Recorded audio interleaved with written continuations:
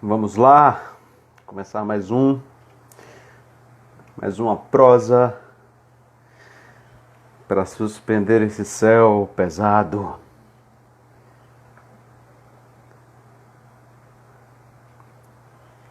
Hoje a gente vai conversar aqui com a Juscelene Santana, só aguardando ela entrar para já puxar a corda.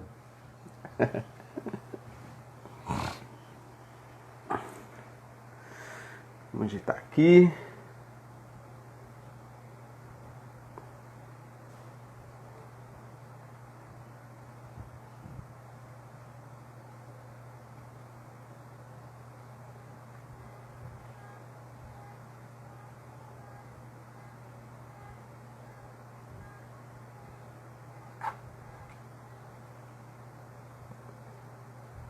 Tiaguito, bem-vindo.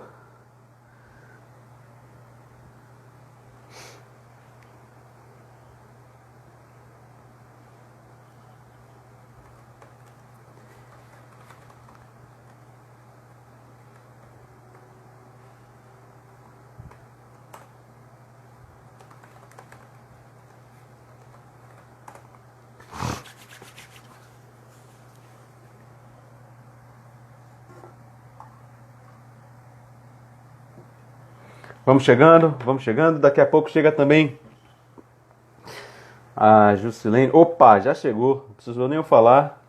Já chamar ela aqui para dentro.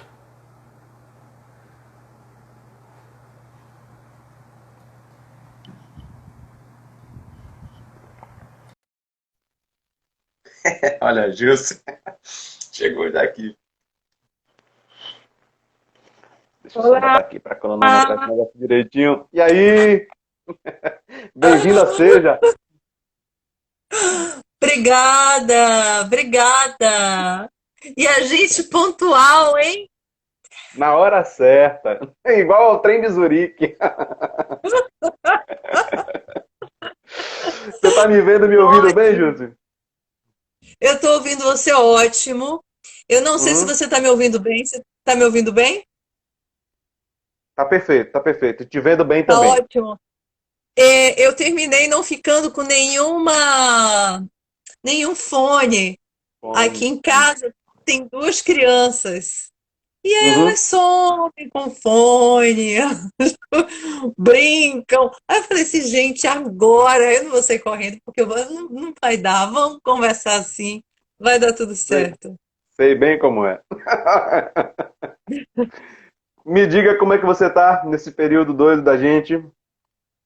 Caraca, essa é a pergunta que eu acho que um dia desses alguém falou assim, que a gente vai ter que ressignificar, inventar uma maneira nova de se perguntar como é que vai você, sabe? Uhum. Vamos ter que inventar uma maneira de dizer como é que vai você. Porque por mais que a gente esteja com saúde, que as nossas pessoas mais próximas e amigos estejam com saúde, tá tudo doido, tá tudo louco. O presente, ele é um negócio que depende profundamente do que é o futuro, né? Uhum. O que é o presente? Meu presente está daqui a pouco conversando com Saulos. Aí eu tava, é Saulos, né? Aí eu Isso, tava já isso. toda no presente do futuro, toda alegre. Então é isso. Aí a gente tá assim, tá tudo legal, mas será que tá tudo legal? Então, eu tô bem, eu tô com saúde, muito Uhum. trabalho. É, tá meio mexendo aqui demais, eu não sei se tá incomodando. Você me É, diz. você tá na mão, é? Com ele na mão, né? Eu tirei ele do negócio, que caiu. Aí não. O que eu faço aqui de última hora? Na mão. Eu vou fazer o seguinte, eu vou tentar apoiar ele, e aí tá É, se todo tentar mundo apoiar aqui fica melhor porque a vendo, gente fica mais tranquilo. né, conversando, logo eu Senão que fica mexo parecendo a mão. uma cena de um thriller, assim, fica bem. Será que ficou melhor assim? Ah, ótimo, melhorou bastante. Melhorou bastante. Ai, que bom. Eu acho que vai ter uma hora que ele vai tombar, Porque é sempre assim, não sei o que, não sei o que, ele vai tombar sozinho. Mas aí já tá todo mundo avisado. Aqui a É. Isa Mas já que é falando assim, pra tombar, tombei. se é para tombar, que tombe. Ele que se recupere. Mas e E você, como é que você? você tá? Eu também eu Então, vou eu tô fazer perguntas, caminhando. né? Tranquilidade, tranquilidade. Eu tô caminhando também, dentro desses nossos privilégios, né? Porque a gente ainda pode ficar em casa, pode estar com a nossa família, pode estar cuidando dos nossos, né? Exatamente. Então, querendo ou não, é um privilégio mesmo que a gente tem que muita gente não pode, tem que estar na rua mesmo, ganhando o seu dia Exatamente. para comer de noite. Então, assim, eu tô caminhando bem com a minha família aqui, com os queridos e as queridas. Então, nesse sentido, Uhum, está muito bem. Criando muito também, produzindo bastante aqui virtualmente. O trabalho uhum. virtual parece que demanda um pouco mais da gente no sentido de, né, não sei, de criação também e tal. Ao mesmo tempo fica uma sensação de, pô, será que eu estou dando conta de tudo que está acontecendo, das demandas todas e tal? Mas eu acho que a gente está bem. A gente está com um novo espetáculo também no Coletivo Duo, que é a Elisa Mendes que está dirigindo. Então a gente está produzindo, está mantendo as potências vivas, que eu acho que é o fundamental, é manter essas potências vivas, senão tá difícil, viu? Tá difícil. O significado do virtual, chegou a filósofa, baixou Quem a é? filósofa, Ah, sim, sim, sim. eu, né? Entendi, Eu entendi. mesma aqui. Então, Entendi. o significado do virtual é exatamente a potência, né? Aham. Tá no virtual, tá nesse, na virtude. E a encarnação, que é o analógico. Então, eu acho engraçado e, ao mesmo tempo, assim, incrível você dizer isso, assim, que o virtual, ele tá nessa potência, entende? É uma potência. Uhum. Eu nunca É. trabalhei tanto em toda a minha vida. É o que todo Eu mundo tem nunca. falado, Jus. O que não significa dizer que eu estou ganhando dinheiro. O que não significa Não o quê? que eu estou ganhando dinheiro. Ah, pois é, pois é. Pois é. Mas, cara, tá emendando uma live, uma reunião, uma conversa, tudo é ao mesmo tempo. Eu tenho Uhum. duas filhas, as Sim. meninas estão tendo aula online, e isso tudo mesmo que você falou, assim, a gente vai ter que falar no começo, no meio e no fim. A gente é muito privilegiado, a gente sabe disso, Sim. né? E aqui no Instituto Martim, eu tenho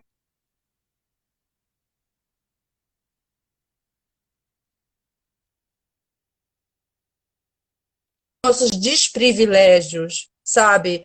Uhum. Né, a gente tem privilégios e tem desprivilégios, a gente tem pontos a favor e pontos contra. Mas a gente queria equalizar, distribuir o que a gente tem acesso, Sim. para que a gente também possa receber o que a gente não tem, porque a gente não tem muita coisa, sabe? Nós Uhum. estamos aqui lutando com teatro e guerreiros total.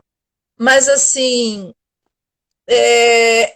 a distribuição, isso que a gente chama de inequalidade, a falta de igualdade, Desequilíbrio, né? Desequilíbrio. ela passa por todo lugar. Então, assim, isso me preocupa muito. Eu tenho oferecido aulas e tenho dado, na verdade, para muita gente. Tem Uhum. muita gente chegando. Porque, veja só, com o online, com a gente estar preso em casa, as pessoas estão procurando os sites que existem, né, enfim, as lives, etc. e tal. E o Instituto, o site do Instituto, ele nunca teve tanto acesso assim Que bacana. nos 3 anos anteriores. Uhum. Não teve. Então teve uma hora, eu até falei pro pessoal, Sim, tem um monte sim. de gente que trabalha comigo que tá entrando aqui, a Débora, Celcinho Júnior tá aqui, que eu Só amo, já sou super chegando aí. fã. A galera tá Fã. chegando, a galera tá chegando. E aí eu falei assim, olha só, a gente vai ter que identificar um pouco isso aqui. E eu terminei colocando no site do Instituto que era bom lembrar que a gente estava em pandemia, Sim, porque eu, sim, eu sim. tinha 33 pessoas trabalhando comigo. Uhum. Essas pessoas todas voltaram para suas casas. as suas cidades, no sentido de cidades, né? Eu estou no Rio, Sim, eu estou no Rio de Janeiro, né? sim, Sou de Salvador. E realmente refleti bastante se eu não deveria voltar para Salvador, sabe? Se não era a melhor coisa fazer para ficar com a família e tal. Mas, assim, são muitas escolhas simultâneas e a gente continuou, não vale dizer todas aqui, mas eu falaria. Mas aí a gente terminou achando melhor ficar por aqui. Mas, assim, uhum, a minha turma voltou para as suas respectivas cidades, entendeu? Para ter esse sim, sim, acolhimento, para ter o apoio e etc. uhum, sim, sim. Bom, para quem está chegando, só a gente já começou aqui, já emendou várias coisas. Esse é o projeto Tá na Escuta, Prosas para Suspender o Céu, que é um projeto que eu estou tocando aqui com o meu grupo de teatro, que é o Coletivo Duo. Justo, ele nasceu bem assim, bem aleatório. Eu entrava online, aí encontrando pessoas, e a gente chamava as pessoas, quem quisesse entrava e a gente batia um papo. Aí eu decidi organizar ele, deixar ele com a cara mais ter um planejamento, ter algumas pessoas convidadas com quem eu queria bater papo, pessoas que eu conhecia, pessoas que eu não conhecia, e ter essa troca mais organizada mesmo, até para poder divulgar, para o pessoal poder acompanhar o projeto. Né? E a ideia do projeto é muito essa mesma, de poder manter as potências vivas, aquilo que eu falei no início, e de poder encontrar pessoas, mesmo nesse ambiente virtual, né? Poder trocar palavras, trocar ideias, trocar, compartilhar informações. Então, eu acho que esse ambiente está sendo bem propício para isso mesmo. Então, desde já também eu queria te agradecer muito pela predisposição, né, de estar compartilhando aqui o teu tempo, a tua disponibilidade, o teu conhecimento aqui com a gente. Queria te agradecer demais. E já que a gente já começou emendando, eu sempre começo esse encontro fazendo uma pergunta que eu acho muito bacana, que é uma pergunta que tem muito a ver com a ideia do projeto também, que é a ideia de memória, né? Que eu acho que é uma coisa muito cara e que a gente acaba vacilando em alguns momentos, principalmente aqui em nosso estado, né? E aí eu sempre começo perguntando, de onde é que você vem? Essa é uma pergunta retórica ou você quer uma resposta objetiva? Como é que é? Não, não, é como chegar em você. Como chegar em você? Olha só, você começou a falar e eu já comecei a querer dizer uma coisa. Não existe teatro sem história. Uhum, Isso para mim é uma balela. Isso para mim é uma bobagem. Isso para mim é algo completamente egóico, desinteressante e inexpressivo. O teatro, ele é história. O teatro, ele é um ato, digamos assim, na coisa mais basiquinha. uhum, O que a gente está fazendo aqui não é teatro. A gente uhum, está fazendo uma live, uma ao vivo. O teatro por si é algo sobre o passado. Então, se agora eu começo a falar com você, oi, Saulos, boa noite, tudo bem? Ah, a gente chegou na hora, 19h33. A gente começou a fazer teatro. E a gente uhum, começou a falar e a fazer passado. Então, se você desvincula o único DNA que existe sobre essa arte, que é a compreensão de que através do conhecimento, do olhar para trás, você pode entender alguma coisa sobre essa espécie louca, que é a espécie humana, sinceramente você não entendeu nada. É a minha humilde posição. sim, sim. Humilde porque assim, e daí? Estamos no meio de uma guerra, né? Uma guerra de saúde, uma guerra também teórica. As pessoas não querem aprender história. É muito chato no sentido assim de difícil, é pesado, é cansativo. É entender história, não existem às vezes, entendeu? Depende muito de quem te pega pela mão e te leva. Depende muito de quem te apaixona para fazer gostar da coisa. Mas eu também te diria que fazer sexo não é uma coisa boa por si. Sabe Uhum, assim? É uma Uhum. prática, é uma técnica, e você pode dizer, gente, é muito ruim. Uma metodologia, né? Não é? Depende Aham. de quem pegou pela tua mão e te disse é aqui que você vai gozar, amor. É desse jeito que a coisa funciona. História Uhum. do teatro, então. Puxa vida, que desgraça! É uma desgraça completa. Por quê? Virou um amontoado de livros. Muitos professores viraram apenas verborrágicos, os mais verborrágicos viraram os mais chatos, os pobres dos alunos acharam toda essa maçaroca de coisa, confundiram o emissor, né, o mensageiro com a mensagem e caiu tudo por terra, entendeu? Sim. Quer dizer, eu amo história do teatro. Em primeiro lugar, eu amo história. Tem uma frase de Brecht que ele diz o seguinte: não existe ator, não existiria escola de teatro se a primeira disciplina não fosse história do teatro. Uhum.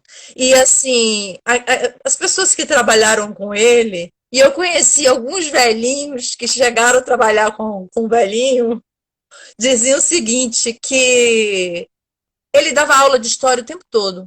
Tudo era uma desculpa para dar uma aula de história, sem saber. E eu acho que esses são os principais, são os mais gostosos, entendeu? Não, não só na história, né? Porque você veio falar de memória, você cutucou a onça, ele com essa Mexi em casa de carinha fofa, maribondo, né? ele com essa carinha fofa, não, fala aí o que você quer. Aí, aí você vai lá no meu feridão, quer dizer assim, na minha, sabe o crucifixo do Cristo inviolável da liturgia católica, aquele coração na mão, é aquele coração que você entrega. Então é aquele coração que entrego. Não dá, eu acho de uma bobagem, eu acho de uma besteira, eu acho de um egoísmo. E assim, eu tenho boa vontade, eu sou uma pessoa com muita boa vontade. Eu super saio de casa, não agora na pandemia, Sim, sim. mas assim, eu vou para tudo, eu assisto um monte de coisa, eu dou minha opinião a quem pergunta, quem quer saber, né? Eu dou minha Uhum. opinião. As pessoas que me acompanham, assim, sabem que eu sou. O que é que eu posso dizer? Eu gosto desse adjetivo que me deram, que eu sou um chicletinho azedinho doce. Você mastiga de um lado. Isso é uma coisa bem anos 90. Eu acho que a gente pegou. Você lembra, sabe aquele duplo, bloco duplo? Sim, sim, sim. Não, né? Não, Sou peguei, bem mais peguei. velha. Eu peguei. Pegou? Aham. Aí você mascava de um jeito e ele era azedo, no outro ele era doce. Então as professoras usavam um bloco duplo. O bloco duplo. Você é fofa, que você não sei o que, parece toda meiguinha. Mas é o seguinte, a minha opinião não é nada mais, é só a minha opinião. E a minha opinião eu gosto de dar assim, mega fundamentada, entendeu? Aham, Eu aham. gosto de dar mega. Primeiro porque eu gosto de briga. Eu adoro uma briga. Uma briga intelectual. Me chamou para briga intelectual, eu tô lá. E eu gosto de ver o argumento do outro me vencendo. Não tem uma coisa assim que me dê Sim. mais prazer, inclusive erótico. E aí vamos misturar logo tudo. É sexta-feira, gente. Estão aqui, ó, na vodka. Mentira, água. Que coisa mais erótica. Nunca teve coisa mais erótica para mim do que alguém me vencer por um argumento. Eu falei assim, cara, acabou a vida, tá aqui, sou tua, leva-me. Sabe assim? Não tem como. Sim. Agora, né, o argumento. Uhum. Existe a força bruta da palavra, aí é outra coisa. O que a gente tem visto muito no nosso ambiente comunicacional, eu nem diria intelectual, não é isso. Não tem a ver com a academia, sabe, Saulo? Sim, Não, sim. tem a ver com as conversas que a gente está tendo. As pessoas estão querendo silenciar o outro na base do golpe. Na base do golpe. Uhum, uhum. Assim, num discurso ad hominem. Quem é você, Saulo, para falar comigo? Sou mulher, cara, cala a boca. Sei lá, É o que mais a entendeu? gente tem visto, né? Você sabe quem Mas eu a gente tem sou? visto ad hominem, Opa, deu uma muito grande, travadinha, deu uma muito longo. Voltou, voltou. Tá, não, é isso. Me Aham. interrompe, senão eu não paro nunca de falar, hein? Não, é que deu uma travadinha aqui na conexão, mas já voltou já. Não, mas é isso. A Acho que a conexão tá. memória, e assim, eu sempre me cerquei. Eu sempre me cerquei de quem eu percebia, mesmo jovem. A memória não é um mérito, não é uma qualidade da idade. Uhum, Isso é uma coisa muito sutil. Então eu sempre me cerquei de quem eu achava sábio, de quem eu achava que respeitava o conhecimento, falar histórico quase avilta, entendeu? Porque não é só.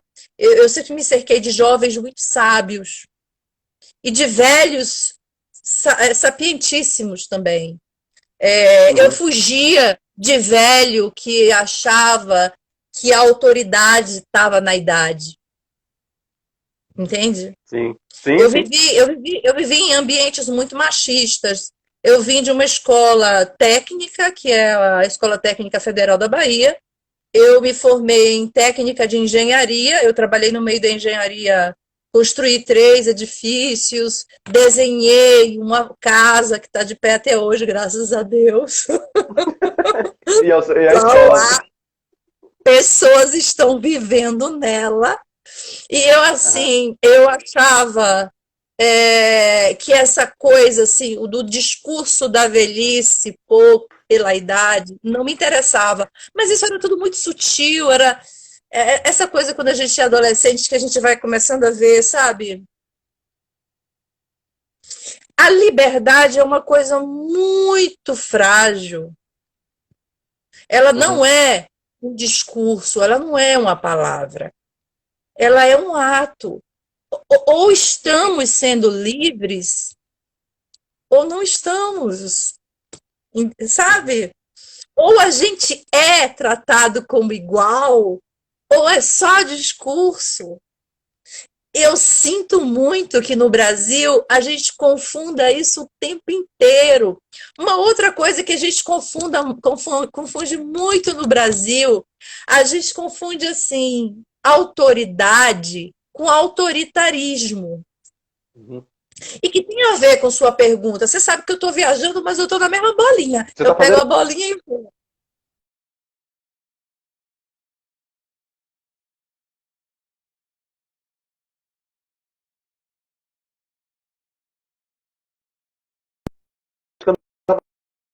Viagem. Sandro, Agora veio.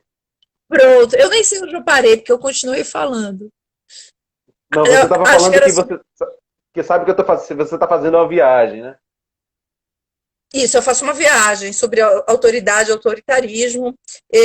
Essas coisas elas eram muito sensíveis para mim enquanto criança, porque eu vivi no meio de pessoas muito autoritárias e eu era e aquilo me eu era uma criança, eu não era uma Poxa, criança, eu não era uma criança respondona.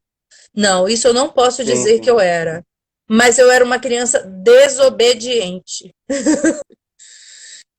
É justo. A ação, O ela tá. que eu achava que não era, né, sabe, é sutil. A autoridade é exatamente isso. Ela não vem da idade, ela não vem da idade física, ela vem da memória. E a memória, graças a TESPs, ela pode ser encarnada em qualquer um, até alguém mais jovem do que eu. A memória está aqui, Uhum. eu vou tirar. Não se assuste, no instante, as pessoas costumam dizer que uma delas, né? Eu vou te mostrar uma delas, é bagunçada, mas ela está organizada para eu achar tudo que eu tenho que organizar. Peraí. Cadê? É bem organizado, hein? Não tá. Não tá organizadérrima. Tá. Aqui mesmo, menino, daqui mesmo eu faço assim, ó, pô, pego uma coisa, pá, pego outra. Mas então, assim, ó, isso aqui é um voto para a liberdade. Isso aqui é Sim, um diálogo com os mortos, entende? Isso sim. é a verdadeira conexão com o que nos faz enquanto seres humanos livres. Então, assim, eu sou uma pessoa indissociável da memória. Toda vez que eu farejo, eu realmente tenho uma sensibilidade terrível para autoritarismo. Eu tenho uma sensibilidade terrível para quem não respeita o passado. E eu, com muita elegância, eu retiro a minha carruagem, eu retiro a minha moto 360, eu retiro minha égua e me mando. Aham, aham. E nessa coisa do. Disso que você fala do. Você faz uma. Deu uma travadinha de novo. Ai, meu Deus. Voltou, voltou. Tô Então você ouvindo, faz uma eu tô conexão entre aproveitando. liberdade e memória. Claro. Né? Isso que eu acho uma. Eu acho que tá tendo algumas É, coisas na sua é conexão porque aí que tá meio. Toda hora dando uma travadinha. a minha conexão, você vai falar mal da minha conexão. Eu acho. Olha, vamos lembrar que para eu poder fazer essa live aqui, eu tô com 4 crianças. Eu não faço isso, não. Lá em algum celular, porque senão não dá certo. Eu sou meio que. Eu não gosto de criança no celular. Eu não deixo, Sim, não, sim. muito. Aham. Mas aí Mas voltando, assim, Júlio, sim, você fez. eu me perdi.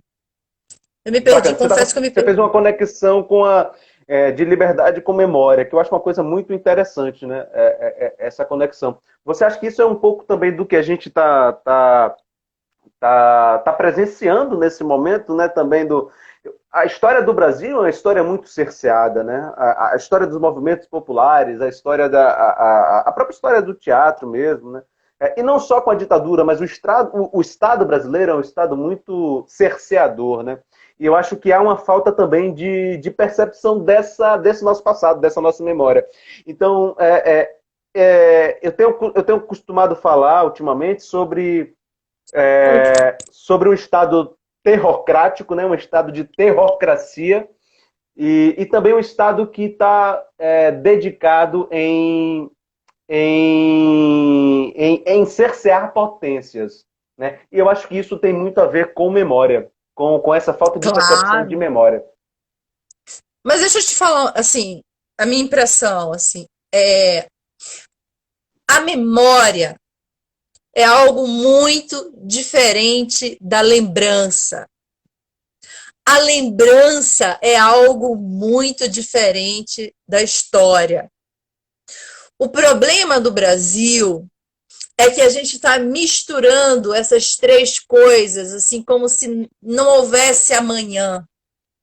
E Uhum, eu vou tentar explicar rapidamente o porquê. Todo mundo tem direito à lembrança. Todo mundo teve uma vida. Todo mundo teve uma experiência. Tem aqui agora, por exemplo, 4.016 pessoas assistindo a nossa live, uhum. ao vivo. Cada uma dessas 4.017 cresceu pessoas assistindo a nossa live. Elas têm o direito à lembrança delas.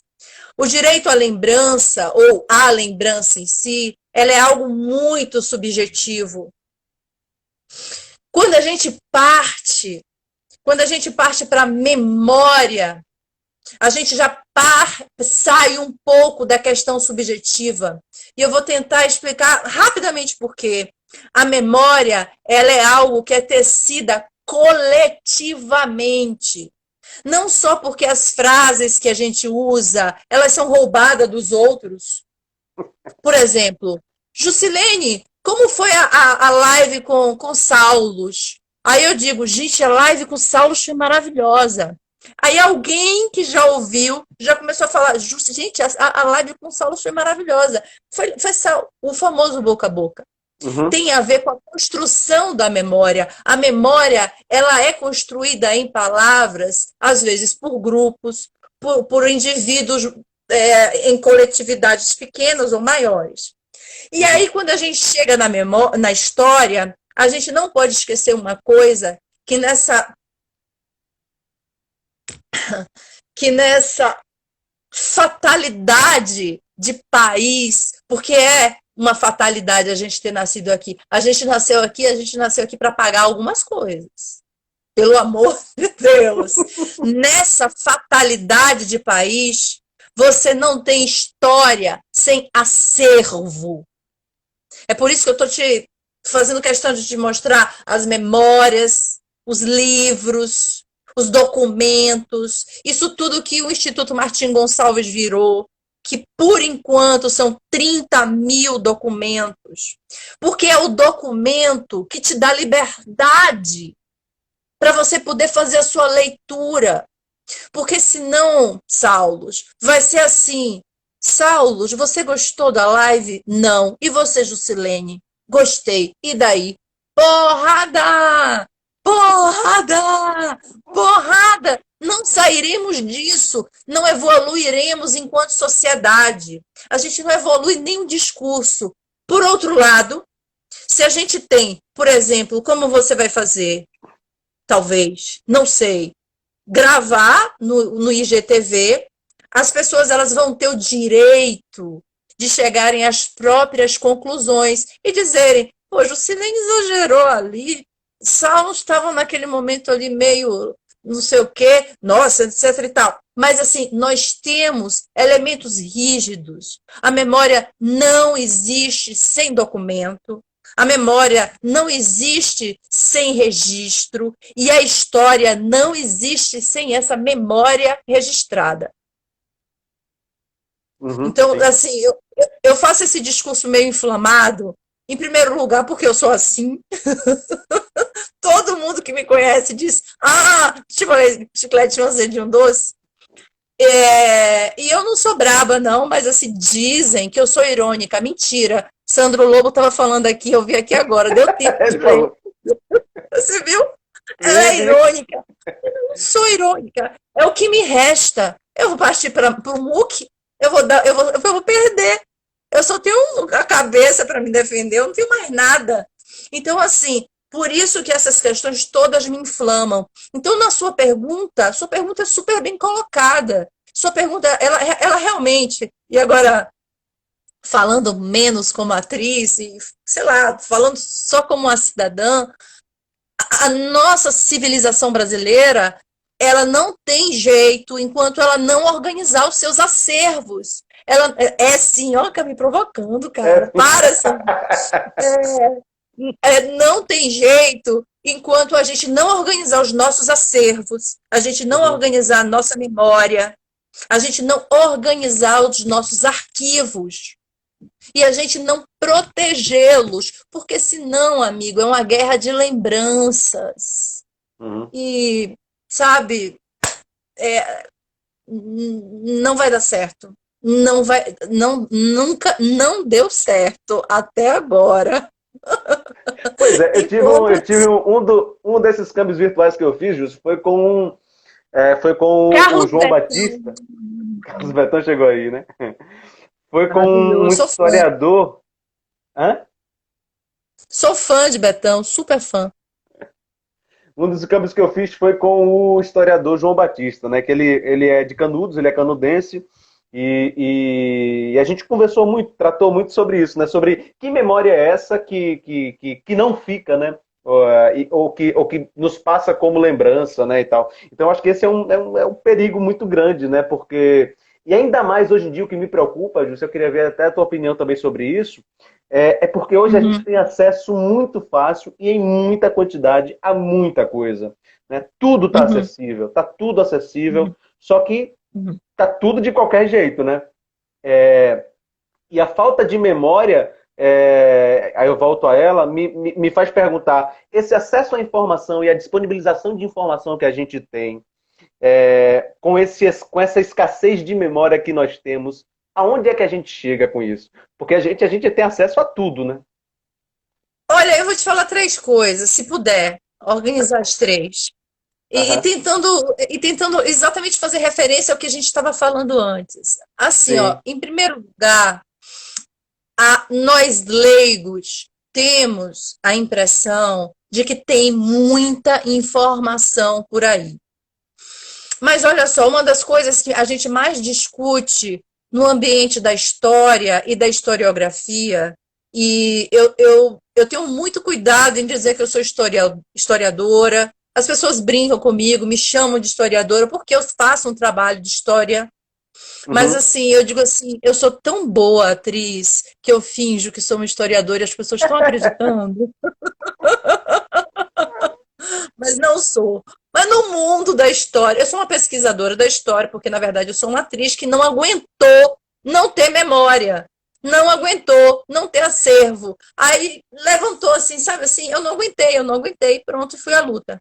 Mas nos ambientes da historiografia, da história, se sabe o seguinte, que os historiadores do futuro, e o futuro é, tipo, já agora, Uhum. eles não vão lidar com a informação como nós lidamos, eles vão ser todos técnicos de TI, eles vão ser todos técnicos de informação.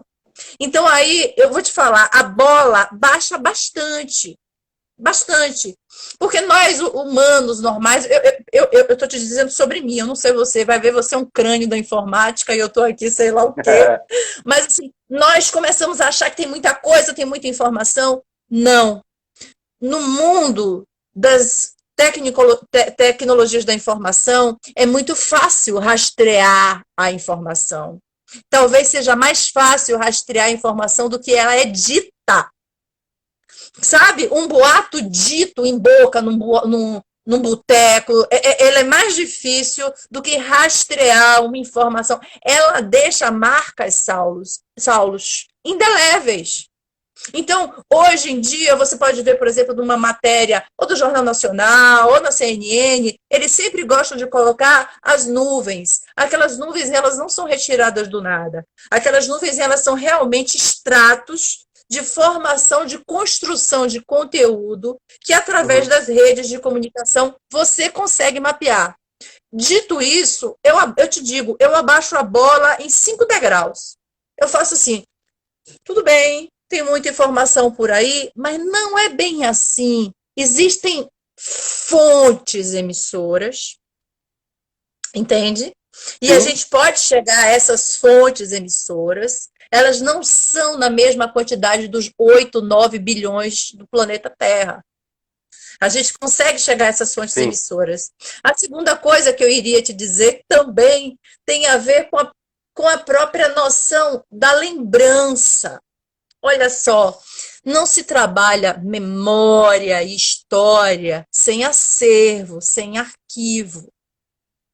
Isso não existe em lugar nenhum, isso não se pode nem se chamar de história. Não dá. Ele precisa ser quantificado, organizado. Não é o fim do mundo, é apenas trabalhoso, dá trabalho. Uhum. O que acontece no nosso país é um tratamento. Eu não diria, eu não vou dizer destratamento. Eu não vou dizer destratamento. Peraí, esse comentário sobre TRIs no lugar de historiadores é um risco. Nada disso substitui o que você falou antes de como se constrói a memória. Não substitui, Sim. né, Sim. Sandro?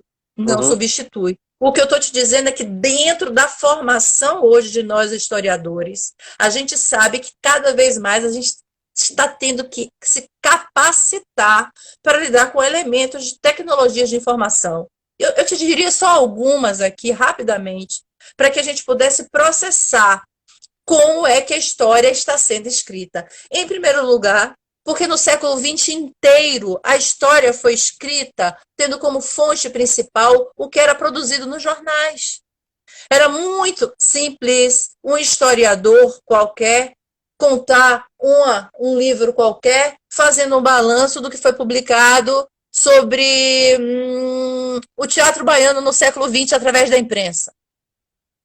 É uma temeridade isso, entendeu? Uhum. Primeiro, porque os jornais mentem. Segundo, porque os jornais erram. Terceiro, porque os jornais têm interesses especulativos também para defender. Então, nós temos que, como historiadores, cruzar as fontes primitivas. Por exemplo, vou dar um exemplo também aqui agora. Nós anunciamos a Deus e o mundo que a gente ia fazer uma live. Se Sim, essa live não tivesse acontecido e a gente não tivesse registro nenhum dessa live, alguém que pegou o banner da gente, ele não teria o direito historiográfico de dizer que essa live aconteceu. Mas isso acontece na nossa historiografia, entendeu? Publicou no sim. jornal, é verdade. Você não pode fazer isso. Você tem que fazer o ato que a gente chama de triangulação. Por exemplo, né? Isso aqui que eu falei, triangular o seu banner com o meu banner, com o depoimento de alguém. As fontes orais, elas têm uma própria forma de tratamento e de cuidado. As pessoas, ao dar depoimento para um historiador, não só para o historiador, para o jornalista também, elas mentem. A gente não pode escapar do efeito da mentira, sabe, Saulos? Uhum, Eu estou sim. falando com a pureza da alma. A pureza da alma, eu era franciscana e não tiro essa expressão, a pureza da alma. Da pureza da alma, o meu coração, você viu tudo aí, já estou aí na boca do povo. A gente não pode esquecer que toda palavra ela é um ato político. E ele está querendo salvar o discursor. Você tá entendendo? Todo Sim. mundo quer sair bem na fita. Todo mundo quer sair bem na fita. Eu quero sair bem na fita. Você quer sair bem na fita. Nós queremos sair bem na fita. Então a gente vai usando o discurso a nosso favor. Mas o que o historiador faz, como um bom jornalista deveria fazer? Ele pega, olha o pincel, ele anota o que Saulos falou. Muito bem, querido, muito obrigada. Ele anota o que Juscelene falou, muito bem, querido, me falou, e ele vai atrás de documentos que façam cruzamentos. Esses documentos, eles não são peças de um quebra-cabeça Playmobil que fecha certinho. Ele Sim, fica com sim. os buracos. Os buracos, eles não são problemas. Mas com a formação da história, você consegue tridimensionalizar o passado. Sim. Por isso, para o teatro, o passado é essencial. As pessoas ficam brincando com o passado. Ah, eu queria ser violenta, como as pessoas dizem que eu sou, como o Sandro Lobo diz que eu sou, e eu queria dar na cara. Que as pessoas acham que a memória, que a história, que o teatro é assim, qualquer coisa que você pode abrir mão. Não dá não, amigo. Olha só, a gente leva 5.000 anos, cara, para construir uma civilização letrada. Você sabe em quanto tempo a gente pode perder uma civilização letrada? Os sociólogos dizem que basta uma geração. Basta que uma criança nasça e não seja educada. Entende o problema? Eu Cinco acho que a mil minha questão anos. está justamente. A minha questão está justamente pautada nisso, né? Porque, assim, eu até entendo que você fala sobre a trilha da informação ela ser muito bem traçada, né? Não sei se muito bem, mas eu acho que há uma possibilidade maior de você encontrar a trilha do caminho dessa informação até chegar numa fonte, verificar essa a veracidade dessa fonte. Mas isso, inclusive, entra num tema muito, muito interessante nesse momento, que é a questão de todas as fake news e de quão grave isso porque fica parecendo um clichê, né? Fake news e tudo vira fake news, né? Mas o quão grave isso é porque as pessoas estão, assim como a gente não tem memória, né? Nesse sentido inclusive de um registro, de um registro memorial, de um memorial, né? A gente tem essa aptidão, não sei se não é aptidão, mas a gente tem esse tempo, né, várias aspas no tempo, para encontrar esse lugar, porque nós aqui estamos falando de um determinado lugar também, né? De um lugar de alguém que está em pesquisa, que tem acesso a determinados lugares, né, determinados espaços. Mas para a grande maioria das pessoas, isso, sim, isso nem passa pela cabeça, né? Eu não sei se eu entendi sua pergunta, mas eu vou responder mesmo assim. É que não foi nenhuma pergunta, né? Mas jogue duro. Deixa eu te falar uma coisa, olha só. A gente começou dizendo que a gente vive num país muito desigual. Uhum. Ô, Saulos, eu venho de São Caetano, perto da Liberdade, né, da Fazenda Grande. E eu vivi lá até os 24 anos de idade. Eu tenho muitos amigos ainda que estão lá. Meu primeiro namorado foi de lá, minhas primeiras amigas, as pessoas mais íntimas que conheceram a minha formação. E a gente viveu numa situação de muita desigualdade social. Quando eu comecei a fazer teatro, por exemplo, eu não podia voltar para casa, porque não tinha ônibus para Marechal Rondon depois das 11 horas da noite, entendeu? Eu Entendo. não podia ir para a estação Pirajá, porque não tinha estação Pirajá. Então, assim, eu vivi realmente os meus 4 anos de faculdade dormindo de casa em casa, de pessoas que me recebiam, muitos amigos, né? Eu não posso ser grata o suficiente a essas pessoas. Toda vez que eu falo isso, que eu agradeço, que eu agradeço, que eu agradeço, as pessoas falam, não, né, não, porque acham assim a coisa mais normal do mundo. Mas para mim foi um divisor de águas. Elas me receberem na casa delas para eu poder dormir, para no outro dia eu ter aula de manhã na faculdade, foi assim, divisor de águas, porque eu não tinha o dinheiro do transporte para ir para voltar. Então a Uhum. gente está falando, muitas vezes, em conhecimento de causa, sobre uma sociedade que é muito desigual. Não é à toa que ela é oitava em termos de desigualdade do mundo. Então, quando você fala assim, a gente está falando para um público que está entendendo essas coisas, eu parto de uma utopia e que a internet me fez mais utópica ainda. Em Uhum. primeiro lugar, eu vou guardar os documentos que diziam que não existiam e eu achei. Diziam que não existiam e eu achei. Eu procurei em 10 países e reuni.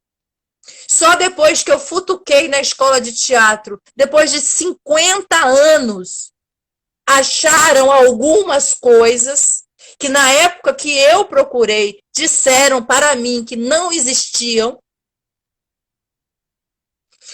E assim a gente vai movendo o mundo como uma formiga atômica, sabe, Saulos?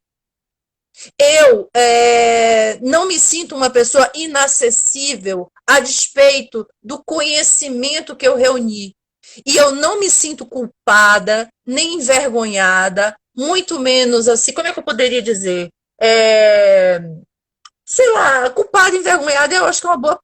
Porque eu reuni conhecimento, porque esse era o objetivo da minha existência. Eu era uma menina curiosa, como eu falei para você, respondona, segundo alguns parentes, mas eu me achava uma santa. Eu simplesmente não acreditava no autoritarismo por si. Eu amava a autoridade, e essa autoridade eu farejava, vinha das pessoas mais assim, não claramente as que a gente deveria aceitar. Então, sabe, sei lá, e se você está entendendo o que eu estou falando, né? Assim, a autoridade não vem, eu já expliquei, do porquê eu era o mais velho, não vem porque é meu tio, não vem é porque meu avô está falando. Eu sempre fui uma pessoa muito respeitosa. Mas, assim, autoritarismo, olha, eu sinto de longe. Eu sinto de Uhum. longe.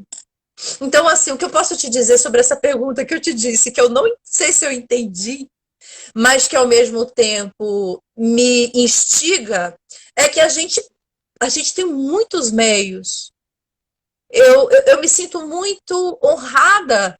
Eu acabei de te falar agora, no meio da pandemia, mais do que nunca, as pessoas estão tendo acesso a um instituto que não tem apoio nem do governo, nem apoio civil no sentido de financeiro, não tem Uhum. apoio de empresa nenhuma, e que eles estão chegando até a mim e eu estou fornecendo documento.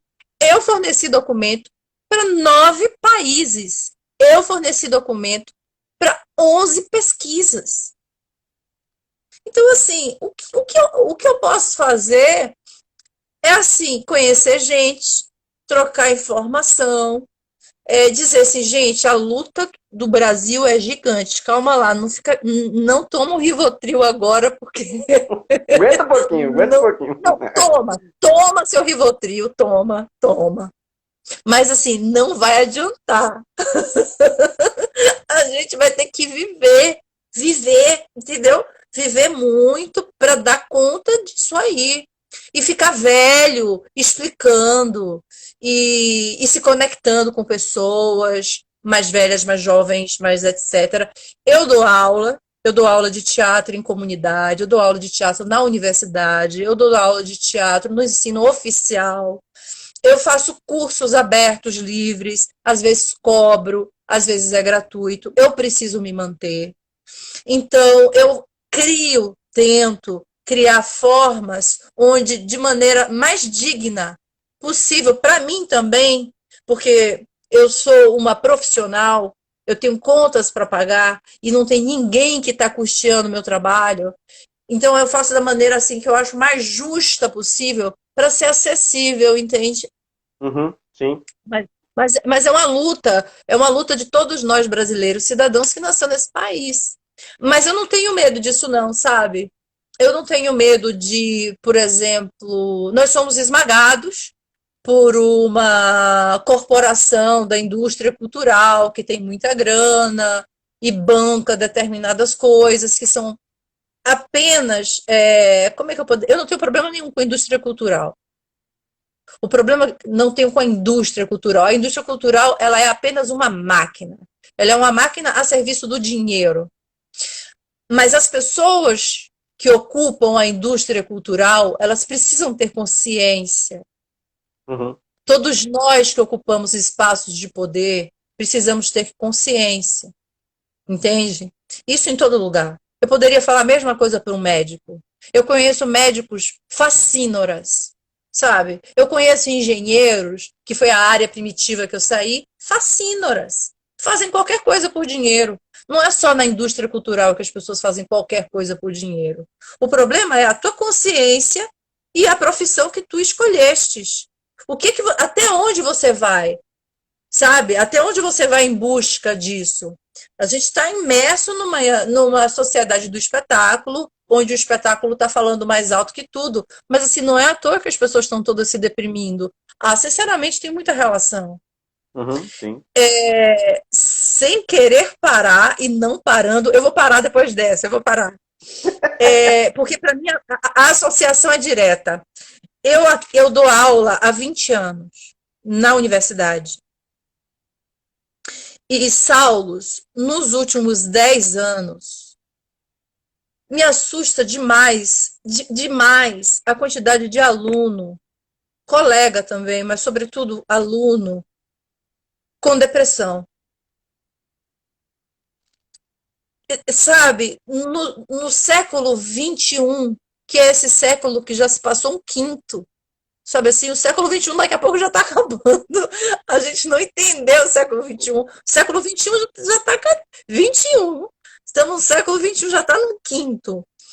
E assim, a gente, nesse século XXI, não fomos bombardeados como nunca nos aparatos da sedução da indústria cultural, na sedução que o comércio sabe fazer muito bem, que é a troca de objetos por valores, que não são a mesma coisa.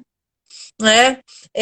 Existem alguns textos budistas que me interessam muito, e eu vou tentar só resumir rapidinho, realmente, que perguntam assim, o que você quer, na verdade, quando você compra um sapato? Isso é meio zen budista. Sim. Mas o que você quer quando você compra um sapato? O meu pai, que era um homem assim maravilhoso nesses aspectos, ele era completamente blindado. Ele era um homem da roça, não estudou, capinou até os 7 anos de idade, quando saiu de Valença em cima de um caminhão de farinha, sem camisa e sem sandália, para descarregar saca de farinha em Salvador. Então, assim, ele era um homem muito blindado para a propaganda, sabe? Ele era maravilhoso. E eu acho que parte desse meu olho aberto, outro fechado, é dele. Eu lembro de coisas assim, que meu pai falava assim, e eu sou muito. Eu vejo muita propaganda. Claro, a gente está imerso no mundo da propaganda de tudo, propaganda de si, Uhum. propaganda do outro, propaganda da. E eu assim, sei. E meu pai falava assim. Aí quando essa parte só eu quero falar que eu amo, eu não vou esquecer essa frase. Eu vivo repetindo essa frase. Quando ele via alguém vendendo, isso ainda estava começando, né, nos anos 80, estava começando a vender besteirinha da China. Era muito pouco, um negócio plástico. Nossa, nos anos 90 que explodiu. Mas assim, eu criança, não tinha brinquedo assim, não, gente. Era um negócio raríssimo. Uma mochila, era uma na vida. Sei lá, eu fui ter mochila, essas coisas, né? Eu não sei qual é a tua idade. Mas assim, eu acho que a gente, não sei, mas eu tenho 44 anos. A gente Eu tenho talvez. 33. Ó, você é um menino! Pronto, agora tá. Você Você não não pode viu falar nada isso, disso não. que eu vi. Tem que ir lá nas fontes, tem que ir lá nas fontes ver. Tô brincando. Então meu pai falava assim, eu falava assim, painho, olha quanta besteira esse povo tá vendendo. Porque ele tinha um comércio que vendia verdura, fruta. Lá em São Caetano ainda existe. Um amigo dele levou adiante. Ele vendia fruta, verdura, ovo, carne de sertão, essas coisas. Aí eu falava assim, painho, olha quanta besteira esse povo tá vendendo. Aí ele disse, isso na verdade só foi uma vez, é porque virou uma lição. Aí ele falou assim, ó, besta não é quem vende, besta é quem compra. Entendeu? Sim, sim. Besta não é quem vende, não. Toma aqui as lágrimas. Compra aqui 5.000, as minhas lágrimas. Eu vou engarrafar em potinhos minúsculos para que vocês possam manter meu Instituto Martim Gonçalves. Toma. Pô, besta quem tá vendendo? Não, eu tô aqui. Você vai comprar, sinceramente, por seus interesses, entendeu? Besta é quem compra, besta não é quem vende. Júlio, a gente tá Era a chegando no versão. final já. Ah, A gente tá... não! É. Essa é a minha dor que eu costumo falar aqui para as pessoas, que tipo assim, passa extremamente rápido. É uma coisa Ah, incrível. E uma prosa boa nossa, assim fica muito mais volátil.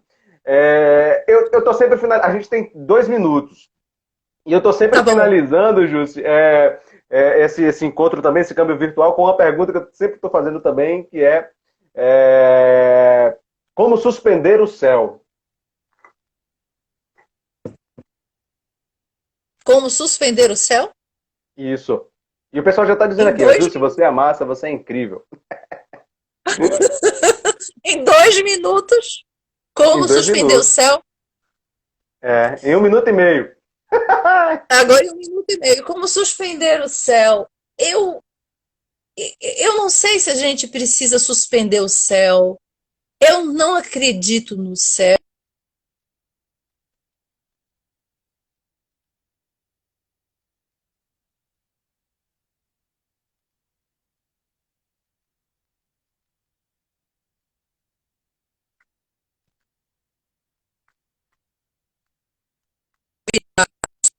De matéria putréfata.